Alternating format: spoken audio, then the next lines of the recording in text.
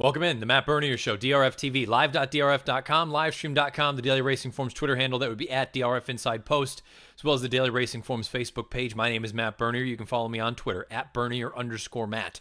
This is the recap edition of the Matt Bernier Show, going back and taking a look at some stakes action from this past weekend, May the 12th, 2018. If you are listening podcast form, YouTube, SoundCloud, iTunes, video.drf.com. If you listen on YouTube, click that subscribe button. You will get all the latest offerings from DRF TV right there on your YouTube homepage. And again, give us those thumbs up. Help push everything out there that DRF TV has to offer. Just some housekeeping coming up this week later on. We'll have the preview edition of the Matt Bernier Show, Preakness edition. I will also briefly at the beginning of that show touch on the federal ban being lifted on sports wagering, and now it is legal federally as far as sports betting is concerned. Now it goes to a state level, but again, that was the breaking news here. This is being recorded on Monday. That was the breaking news, the big news on Monday, and it will be big news going forward because there's going to be some ramifications all over the place, but I'll dive into that a little bit in the preview edition for the Preakness coming up later this week. This is the recap edition, so let's recap some races. Again, we'll go over some graded stakes races from Belmont Park. We'll give you the stakes montage, and we'll also give you the weekend's best performances from a Beyer speed figure standpoint. Kick things off with the only grade 1 of this past weekend, the Man of War. Mile and 3/16 on the inner turf course. This was the field of 8 signed on. Your post-time favorite was High Happy for Todd Pletcher, going off at odds of 9-5. The thing that makes High Happy very, very dangerous is that tactical speed that he brings to the table. And we found out on Saturday afternoon that the tactical speed, that made the difference. Here's Larry Colmus with the stretch run of the Grade 1 Man of War. Comes 3 wide. Call Provisions down the center. Sadler's Joy's coming up on the far outside. One Go All Go still there as they come into the final furlong, trying to shake away. High Happy runs at him on the outside. Call Provision is coming. Sadler's Joy on the far outside. High Happy to the front. Sadler's Joy finishing fast but not getting there in time. High Happy takes the Man of War. Happy gets the job done for Pletcher and company. Luis Saez with the mount. Pays $5.90 on top. The number 2 Sadler's Joy does what he always does. Comes with an honest run, a serious late bid, finishes second at odds of 5-2. And in third, the just raging form right now for One Go All Go. He runs third at odds of 7-1. He never gets respected in the wagering. All he does is show up and run and give you a good effort, though. Another nice one here from him. Let's talk a little bit more about the winner, shall we? He is High Happy. He's 8 of 13 lifetime, bred in Argentina, over $1 million in career earnings, owned by La Providencia LLC, trained by Todd Pletcher, bred by La Providencia in Argentina, ridden to victory again by Luis Saez, and you see the pedigree at the bottom of the page on the horse card by Pure Prize out of a French deputy mare named Historia.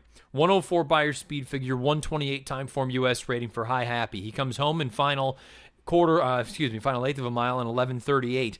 For what it's worth, Timeform US had the half, the 3/4, and the mile call all color-coded red, meaning they were fast, and then had the mile and a quarter call actually color-coded blue.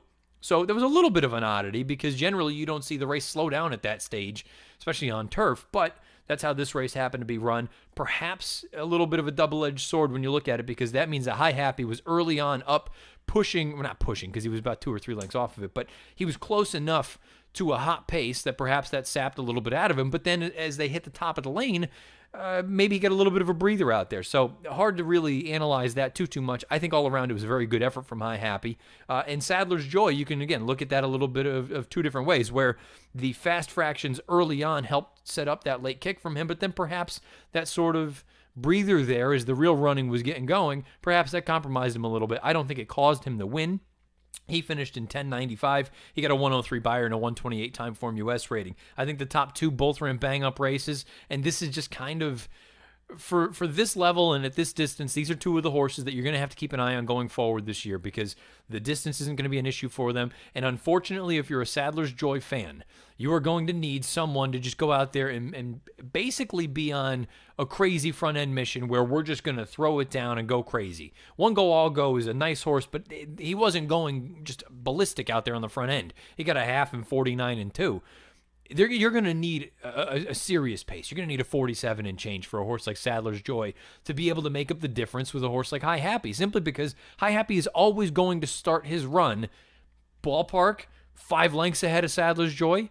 That's a lot to make up in a short amount of time. And we all know Sadler's Joy, you got to time that ride beautifully. Julien Leparoux, another beautiful ride on this horse. But it's just, whenever you give a tactical advantage up so significantly to a horse of comparable quality, like High Happy, it's going to be tough for you to make it up. But another good effort from Sadler's Joy. Obviously, a good effort from High Happy. I think a very good effort from One Go All Go. This is a horse for Scooter Dickey, raging form right now. You know his game. Just go out there, wing it on the front end.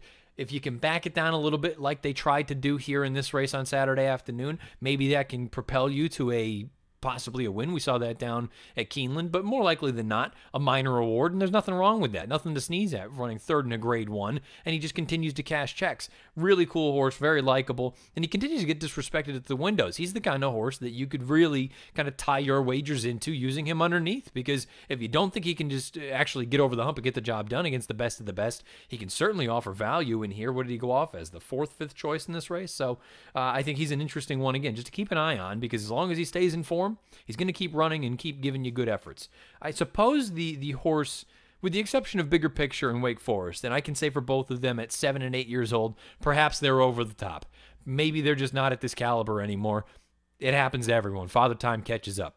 The horse I'm probably most polarized by and / disappointed in is Call Provision. Because Call Provision early on, little bit of an oddity with Jose Ortiz. He breaks, he's mid-pack. I suppose maybe it was a little bit tight in between horses. Jose wrangles him back. The horse starts throwing his head, really not loving life for that first quarter, even almost half mile. Then he gets into a nice relaxed beat in the clear toward the rear. And on the far turn, he starts to make a very, very eye-catching move. And it looks like, turning for home, he's going to win for fun. And what happens? He ends up being Call Provision. He doesn't change leads at any point down the stretch, and he flattens out down the lane. Now, I suppose if you ran this race at 1.25 miles or 1 1/8 miles, he has a much better chance in here. But I think the lack of the lead change, and maybe that little bit of expending energy early on when he wasn't comfortable, perhaps that hurt him. I still expected a better finish than we got out of him. The way that he moved on the far turn at the top of the lane, he just looked like he was going to roll by this field. And not only does he not win, he doesn't run 2nd or 3rd. He flattens out to run 4th. To me, a disappointing effort. The early part, I want to give him the benefit of the doubt because clearly he wasn't comfortable. But at the same time, you got to finish a little bit better than that. He came home in 11:46. I expected a better finish. And again, the lack of lead change, that can kind of lead to that. But when it's all said and done, High Happy is a red-hot horse right now for obviously a top-level barn in Todd Pletcher. He's got a top-level rider in Luis Saez. He has tactical speed. He can go a serious distance of ground, and this is a legitimate horse you've got to keep an eye on going forward if he stays healthy. You got to be thinking races at Saratoga. And you know what? The connections can probably start to get to the point right now where they're looking at it saying, well, we saw Beach Patrol come back last weekend, and a little bit disappointing that he couldn't get the job done. Yoshida's going to go overseas. After that, maybe you're going to have some Europeans come over for a race like the Turf, but High Happy, why doesn't he make sense in there? Forwardly placed, 1.5 miles not a problem for him. Find out about Churchill Downs, but I got to be honest, if you're a fan of High Happy, you should be feeling good, or you're part of the connections. High Happy's a legitimate long-distance turf runner. He wins the Grade 1 Man Award, 1 3/8 miles, 104 Beyer, 128 Timeform US rating.